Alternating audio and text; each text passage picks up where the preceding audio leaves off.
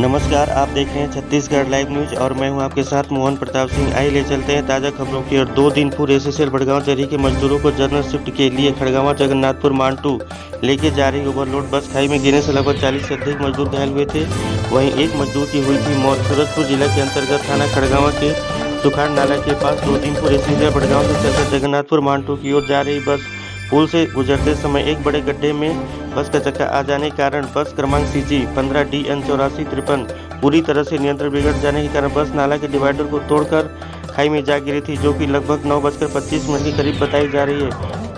वहीं खदान में एसएसएल के द्वारा मजदूरों को लाने के लिए 2 बसों की सुविधाएं दी गई हैं, जो कि टेंडर बेस पर चल रही बसों के मालिकों के द्वारा डीजल बचाने के लिए सप्ताह में कई बार एक ही बस को भेज दोनों बसों के मजदूरों को एक ही बस में पहुंचाया जाता है। वैसे भी एसएसएल बड़गांव क्षेत्र के तमाम रोड खस्ता हाल हैं, जिसमें बस 4 व्हीलर चलने की तो दूर की बात, पैदल चलना भी दूभर है। जहां कंपनी इन मजदूरों के मेहनत की बदौलत अरबों रुपए क्षेत्र से मुनाफा अर्जित करने के बावजूद एसएसएल बड़गांव क्षेत्र के रोड को नहीं बनवाया जा रहा है, जहां लगातार क्षेत्र में दुर्घटनाएं हो रही हैं, जिसमें किसी न किसी की मौत हो रही है। फिर भी एसएसएल प्रबंधक का ध्यान इस ओर नहीं जा रहा है। आप देखेंगे कि एसएसएल बड़गांव क्षेत्र के तमाम रोड टूटे हुए हैं, जिसमें चलने तक में परेशानियां हो रही हैं, जो कि त्रिपाठी चौक से लेकर CHP चौक तक, त्रिपाठी चौक से लेकर जगन्नाथपुर तक का तमाम रोड जर्जर है, जिसमें क्षेत्र में रहने वाले लोग अपनी जान जोखिम में डालकर घर से बाहर निकलते हैं, इस उम्मीद में कि शायद ही घर वापस आएंगे और परिजनों से दोबारा मिल पाएंगे। आखिर इस तरह से लगातार हो रहे दुर्घटना का जिम्मेदार कौन है? सूरजपुर जिले के एसएसएल बड़गांव क्षेत्र की हर सड़क की हालत को देखकर कोई भी अंदाजा लगा सकता है कि आए दिन घटना का होना कोई बड़ी बात नहीं है। ऐसी घटना बड़गांव की सड़कों में होती ही रहती है। इसके बाद भी एसएसएल के आला अधिकारी इन टूटे फूटे खस्ताहाल रोड की मरम्मत न करा के हमेशा लिपापोती ही करते रहते हैं, जो कि कुछ ही दिनों में ये रोड पूर्व की तरह खस्ताहाल रूप धारण कर लेता है, जो कि हमेशा की तरह रोड में धूल का उड़ना या बड़े गड्ढों का हो जाना इस बात की प्रमाण है। वहीं 2 दिन पूर्व हुए घटना से जख्मी लोगों के परिजनों में भारी आक्रोश का माहौल देखने को मिल रहा है। यह घटना सबकी होने का मात्र एक ही वजह है, इसके बाद भी सड़क की स्थिति बहुत ही ज़्यादा खराब होती जा रही है, जबकि अधिकारी कर्मचारी इसी रोड से आना जाना गुजर करते हैं। इसके बाद ही इनकी आंखों में यह नहीं दिखाई दे रहा है, जो हमेशा की आंखों में पट्टी बांधकर मजदूरों से काम लेने में लगे हुए हैं। आखिरकार एसएसएल बड़गांव क्षेत्र के रोड पर आए दिन हो रहे लगातार दुर्घटना का जिम्मेदार कौन है, जहां से एसएसएल कंपनी को करोड़ों रुपए की मुनाफा हो रही है, लेकिन मजदूरों और राहगीरों की जीवन 2 कौड़ी की नहीं है। कंपनी की नज़र में इन दुर्घटनाग्रसित यात्रियों या कर्मचारियों के जीवन की आखिर क्या कीमत है, जो आज से 2 दिन पूर्व एसएसएल की नाकामी को दर्शाते हुए दुर्घटना हुई और दर्जनों मजदूर आज अस्पताल में अपनी जीवन और मौत के बीच जूझ रहे हैं और जीवन बचाने के लिए संघर्ष कर रहे हैं। वहीं ग्राम पंचायत बरौदी निवासी बसंत राम, जो मांटू में कार्यरत, जिनकी मौत हो चुकी है।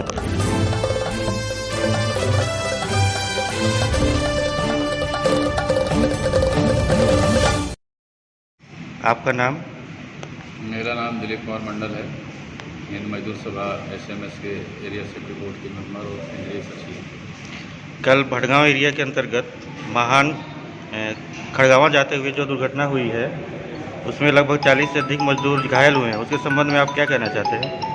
निस्संदेह कल जो दुर्घटना हुई है वो भड़गांव क्षेत्र के इतिहास में पहली बार सबसे बड़ी दुर्घटना था।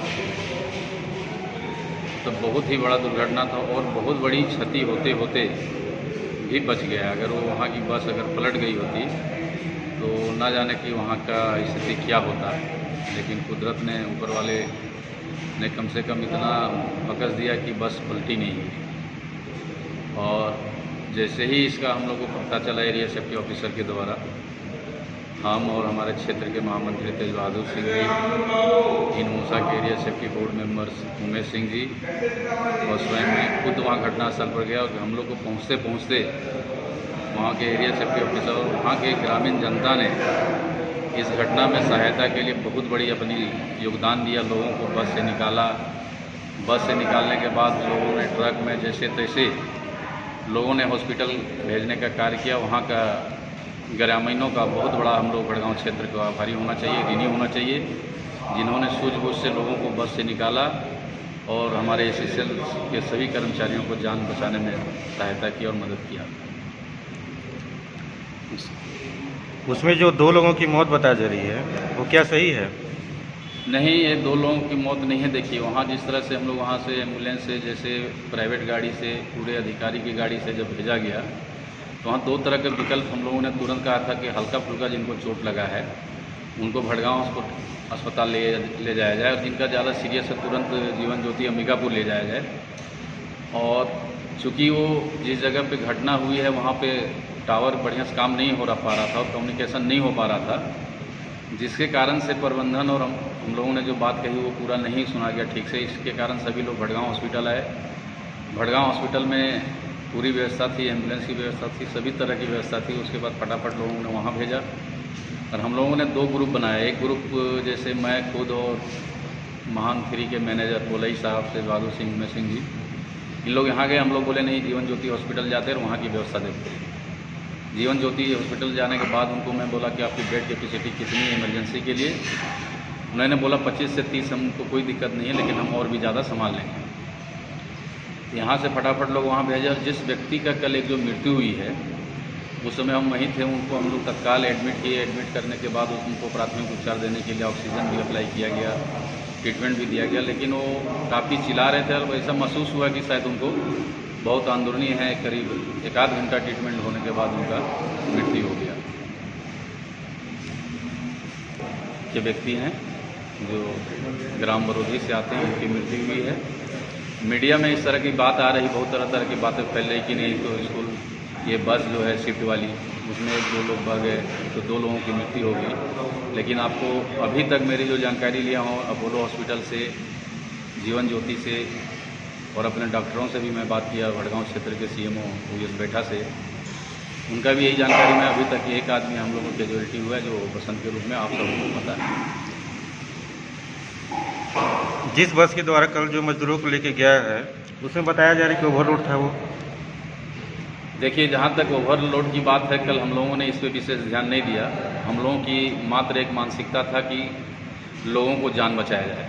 कल और भी सारे मीडिया वाले लोग भी हम लोग को भी पूछ रहा था कि नहीं क्या करना। हम लोगों ने कुछ स्टेटमेंट देने से बचा। कल लोगों को जान बचाना सबसे पहली प्राथमिकता है। उसी के तहत पूरी तत्परता के साथ SSL भड़गांव की मैनेजमेंट ने बहुत अच्छी मैनेजमेंट की। और यहाँ हम लोग ही HMS के संगठन के और भी जो कुछ उनके लोग थे, उन लोगों ने भी काफ़ी तत्परता दिखाई। जिस तरह भड़गांव के अस्पतालों में बताएं तो वहाँ के भी स्टाफ कम था, लेकिन नौजवान लड़के जैसे गोल्डी, मनीष, दीपक मिश्रा, संजय बसोर और भी साथी, कई लोग साथी थे, इन्होंने इतनी तत्परता दिखाई। और फिर वहाँ जाकर हम लोगों ने खुद first aider as a first aider करने का पहला बार इतनी बड़ी मौका मिला था। एज ए फर्स्ट एडर हम लोग भी कई बार फर्स्ट एड कंपटीशन में गए, फर्स्ट एड के बारे में हम लोग भी पढ़े हैं माइनिंग में। लेकिन कल मौका मिला जो काफ़ी मतलब दर्दनाक घटना थी, जिसको हम लोग मदद कर पाए, बहुत अच्छी था।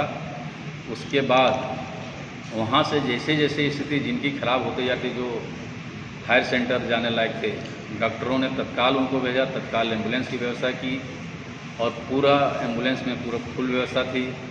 वहाँ पर हम लोग अंबिकापुर में जाने के बाद सफ़ी अहमद जी से बात किया था, उन्होंने भी जीवन ज्योति में बोल रखा था। उनको मैं रिक्वेस्ट किया था कि आप गवर्नमेंट में हैं तो आप भी थोड़ा सा स्टेट गवर्नमेंट के हॉस्पिटल में और मेडिकल कॉलेज में बोल दें, वहाँ पर भी बोल के रखा गया था SSL से कोई भी मजदूर जाते हैं तो उनको तत्काल सहायता दिया जाए। दुर्घटना का दूसरा कारण रोडों का खराब होना नहीं हो सकता। आप देखेंगे जैसे भड़गांव में त्रिपाठी चौक से लेकर CSP तक और खड़गांव महान 2 तक पूरा रोड खराब है, ये भी तो कारण हो सकता है दुर्घटना का। दुर्घटना का कारण तो रोड है ही है। देखिए, जहाँ तक मैं मानता हूँ रोड जो खराब है, इसका हम लोग कंपनी सेफ्टी बोर्ड की अभी मीटिंग हुई थी, उसमें भी बात हो रखा था कि भड़गांव क्षेत्र की रोड की काफ़ी दुर्दशा है। एक महान 2 जाने वाली रोड ही नहीं, आप भड़गांव में भी आप देखेंगे, भड़गांव मिशन चौक से लेकर 3-4 खदान तक, CSP तक और आगे रेलवे लाइन तक और उधर वालफल दुग्गा तक रोड की काफ़ी स्थिति खराब है। इसको हम लोग बार बार प्रबंधन से रिक्वेस्ट कर रहे हैं, बोल रहे हैं कि नहीं इसको बनाया जाए ना, आने वाले दिन में दुर्घटना होगी। कल की जो दुर्घटना हमको देखने में आया, घटनास्थल पर जो गए देखे, वो पुल के किनारे एक डिश था, गड्ढा था। हमको लगता है उस गड्ढे को बचाने में या क्या हुआ, यह हमको लगता है ये एक मानवीय भूल हुई ड्राइवर से। ये भूलवश ही जिस तरह से बस सीधा जाके पुल के दाहिने साइड से गई है, कुछ न कुछ मानवीय भूल हुई है, चाहे उनका ध्यान कहीं केंद्रित हुई हो या कहीं ध्यान गया हो या स्टीयरिंग फेल हुआ हो, ये मानवीय भूल हुई है।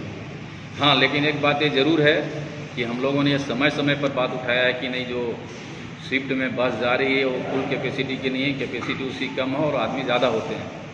और कल की जहाँ तक की जो बात है, ये भी पता चला कि महान 3 की बस ब्रेकडाउन था, ख़राब था, और महान 3 और महान 2 का दोनों जगह के कर्मचारी एक ही बस में सवार थे, जिससे ये उम्मीद किया जा रहा है कि नहीं, बस में जो कैपेसिटी से ज़्यादा लोग बैठे थे। और मैं इसके लिए ये भी बोलना चाहूँगा, एसओ एंडम से बार बार हम लोगों ने सेफ्टी की मीटिंग में पर्सनल जाके बोला कि नहीं, वहाँ जो बस चलती है वो कंटिन्यू चलनी चाहिए और अच्छी बस हो। तो निसंदेह हमको लगता है कि इसमें ड्राइवर भी उस तरह का कोई, जो पिछले कई लोगों जो जा रहे हैं वहाँ, ड्राइवर भी उस तरह का नहीं था, लेकिन कुछ चूक हो गई है। लेकिन इस चूक होने के बाद जो प्रबंधकीय व्यवस्था रहा, यहाँ से लेकर अपोलो बिलासपुर तक मैनेजमेंट ने काफ़ी सराहनीय काम किया है। घटना दुर्घटना तो होना ही एक अलग बात है, लेकिन इसमें जो कमी है जिसके कारण से हुआ, उसका हम लोग उच्च स्तरीय जाँच की मांग करेंगे। हम लोगों को भी इसको मीटिंग में उठाएंगे, इस तरह की घटना दोबारा पुनरावृत्ति ना हो। जो बसेस चल रही थी, जो वर्करों को लेके जाती है महान 2 या महान 3 की ओर, उसमें से महान 3 की बस आपके द्वारा बोला जा रहा है कि ब्रेकडाउन हो गई थी। किस वजह से ब्रेकडाउन हो गई थी? देखिए, किस वजह से ब्रेकडाउन हुई थी ये मुझे डिटेल नहीं पता है, लेकिन ये बात सही है कि महान 3 की बस अवेलेबल नहीं था, अवेलेबल नहीं था। तो SCCL के पास बसेस दूसरी ब्रेकडाउन होने के बाद कोई बैकअप बसेस भी होती होंगी, वो अवेलेबल थी कि नहीं थी? नहीं, अवेलेबल नहीं थे। अवेलेबल अगर होता तो निसंदेह दोनों अलग अलग बसेज आती। और ये बात हम लोग बार बार उठा रहे हैं कि एक अल्टरनेटिव व्यवस्था होनी चाहिए। अगर कोई ब्रेकडाउन होता है, जैसे हमारे खदान में अगर चलाते हैं पंप ब्रेकडाउन होता है, पंप के लिए अल्टरनेट व्यवस्था रहता है, तो गाड़ी की भी अल्टरनेट व्यवस्था होनी चाहिए, ताकि अगर कोई ब्रेकडाउन हो जाए करे तो उसी तरह से अल्टरनेटिव व्यवस्था के तहत ही इन लोगों ने एक ही बस में जा रहा है। ये बात ज़रूर है कि बस मुझे लगता है कि कैपेसिटी से ज़्यादा था, पर ड्राइवर के द्वारा एक बहुत बड़ी मानवीय चूक हुई है।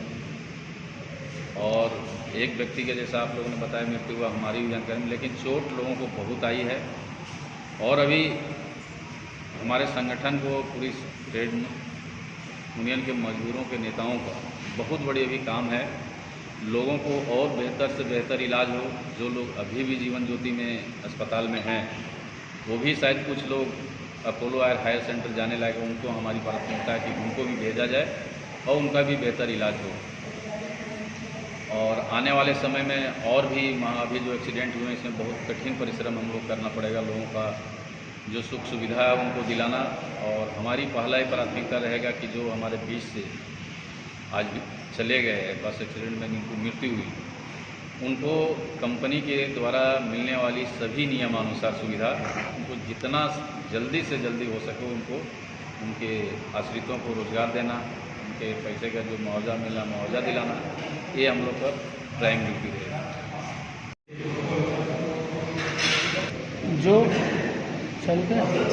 जो कल वो हुआ, एक दुर्घटना हुई जिसमें कुछ लोगों का इंजरीज आई और कुछ लोगों को माइनर इंजरीज, कुछ को मेजर इंजरीज आई। उसमें जो हम लोगों के द्वारा पता किया गया, तो पता चला कि ड्राइवर को, जैसे किसी का 8 घंटा वर्किंग टाइमिंग रहता है, किसी का कुछ ज़्यादा रहता है, लेकिन उनको सुबह भी कल भेजा गया था और फिर से भेजा गया था।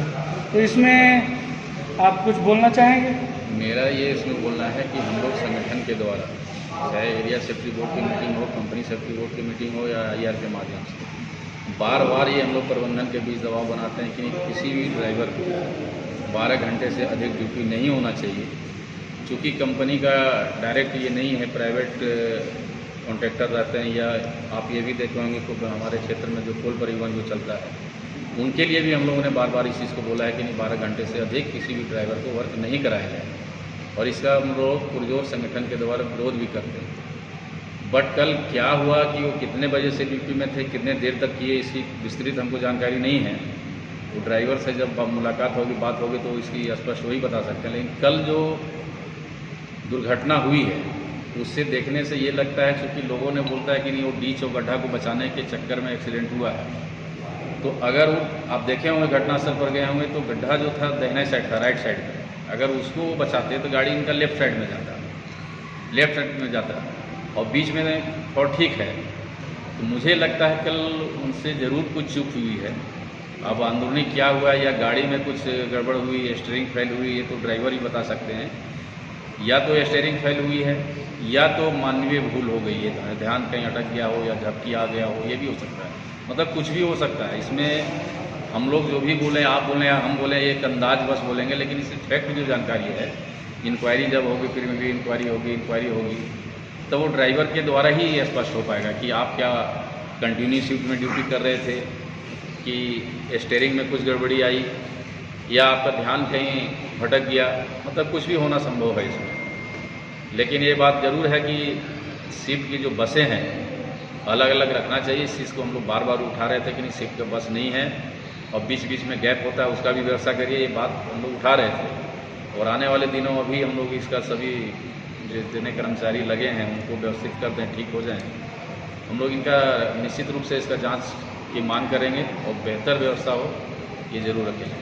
निवेदन करना चाहूँगा कि रोड और ये बसें की जो बात उठ रही है, रोड के ऊपर तत्काल ध्यान दें। आप देख रहे होंगे भड़गांव का भी, मांटू का भी जो रोड है कंपनी का, वो रोड की स्थिति काफ़ी ख़राब है। इसके पहले इतनी जर्जर स्थिति भड़गांव क्षेत्र में रोड का हम लोगों ने नहीं देखा था, जो स्थिति आज रोड का है। मैं यहाँ के महाप्रबंधक से, प्रबंधन से यही चाहूँगा कि रोड के ऊपर एसओ सिविल से कि तत्काल ध्यान दें और बनाएं। और जहाँ तक सुरक्षा के बात आती है, हम लोग क्या होता है, किसी एक एक्सीडेंट होता है, जैसे बस एक्सीडेंट हुआ, हमारा सारा ध्यान उधर चला गया। इससे एक सबक लेना चाहिए। हर क्षेत्र में जितने हमारे माइनिंग ऑपरेशन के तहत जो भी कार्य हो रहा है और जहाँ भी कार्य हो रहा है, सभी के ऊपर सुरक्षा के ऊपर विशेष ध्यान देना चाहिए ताकि इतनी बड़ी चूक ना हो।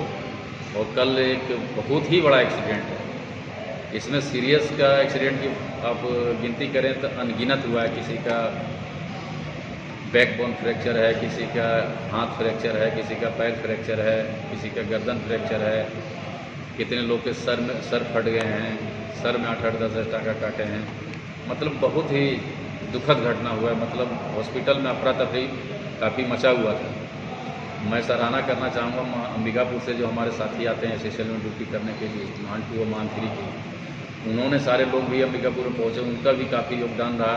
नौजवान जितने थे वहाँ साथी, भड़गांव क्षेत्र में जो युवा लोग थे, गोल्डी, ये संजय बसो, ये सब, नरेंद्र सिंह थे, विवेक जैन थे,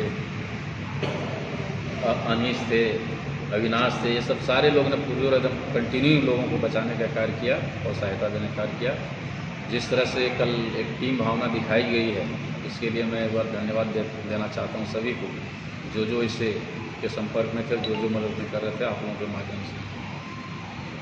कहना चाहता हूँ कल क्षेत्र के जो सीएमओ हैं डॉक्टर बैठा की टीम, उन्होंने बहुत तत्परता दिखाया और काम किया। लेकिन क्या है, हम लोग जो एक्सीडेंट होने के बाद जो टिपिकल केस हो जाते हैं, उसको ले जाने के बाद अंबिकापुर हॉस्पिटल, जीवन ज्योति जैसे हॉस्पिटल में, वहाँ भी ले जाकर हम लोग सुरक्षित महसूस नहीं कर पाते हैं, क्योंकि वहाँ की जो व्यवस्था है उतना बहुत अच्छे सुदृढ़ नहीं है। मैं एसएसएल प्रबंधन से, एसएसएल के टॉप प्रबंधन से मांग करता हूँ आप लोगों के माध्यम से कि भड़गांव क्षेत्र और विश्रामपुर क्षेत्र में काम करने वाले कर्मचारियों के लिए अंबिकापुर में एक बेहतर हॉस्पिटल के ट्रीटमेंट के लिए भेजें, जहाँ बढ़िया व्यवस्था हो, वैसे जगह में भेजा जाए ताकि लोग वहाँ पहुँचने के बाद अपना जान सुरक्षित महसूस करें। निसंदेह कल यहाँ से सारे लोग बहुत अच्छी तरीके से भेजे, लेकिन वहाँ भी व्यवस्था किए उन्होंने, लेकिन उस स्तर की व्यवस्था नहीं है कि जो हाईली सीरियस पेशेंट को उनको तुरंत रिकवर किया जाए। और ऐसी अंबिकापुर में व्यवस्था हो, ये आप लोगों के माध्यम से हिंद मजदूर सभा संगठन की ओर से मांग है। आप देखते होंगे अगर कोई बहुत टिपिकल केस आ जाते हैं तो हमारा नियरेस्ट फिर सबसे बेहतर इलाज के लिए जो होता है वो बिलासपुर, उससे पहले नहीं मिलता है, जो कि वहाँ ले जाने में 6 से 7 घंटे लगते हैं। और अभी स्टेट गवर्नमेंट का रोड की भी स्थिति आप देख रहे हैं कितनी जर्जर है, इसमें काफ़ी दिक्कत होता है। और कई बार ऐसा हुआ है कि लोग जाते जाते अपने दम को तोड़ दिए हैं। मैं यहाँ के प्रशासन से, छत्तीसगढ़ शासन से और अपने एससीएल के उच्च प्रबंधन से भी निवेदन करता हूं कि अंबिकापुर में इमरजेंसी के लिए एक बेस्ट हॉस्पिटल का व्यवस्था हो, ताकि यहाँ क्षेत्र में किसी का भी आपातकालीन एक्सीडेंट या कुछ हो तो समय पे इलाज हो सके और उनकी जान सुरक्षित रह सके। एक चीज़ और आप लोग से अंत में ये बोलना चाहूँगा, कल हम लोग ने काफ़ी तत्परता दिखाई, जितना हम लोग से बन पाया पूरा 100% कोशिश किया कि सभी लोग को सुरक्षित बेहतर से बेहतर हॉस्पिटल में पहुँचा दें। और बड़े दुख के साथ यह कहना पड़ रहा है कि जो हमारे बीच से एक साथी का कल की घटना में मृत्यु हो गई, जिनका बहुत हम लोगों ने प्रयास किया, खुद हम उनको पकड़कर बेड में ले गए थे, आईसीयू में ले गए थे, आईसीयू में ट्रीटमेंट जारी था। उसके बाद बहुत दुख हुआ कि वो नहीं बच पाए। हम लोग चाह रहे थे कि सारे के सारे लोग सुरक्षित हो, और आने वाले समय में यही कोशिश करूँगा। ईश्वर से ही कामना करता हूँ जितने लोग बिलासपुर 12 लोग इमरजेंसी रेफर हुए हैं वो सुरक्षित घर अपने परिवार के साथ वापस आएँ, घर में अपने बच्चों के साथ रहें। और हमारी संगठन की ये पूरी जिम्मेदारी है उस घटना में जितने लोग दुर्घटनाग्रस्त हुए हैं उनको जो जो सुविधा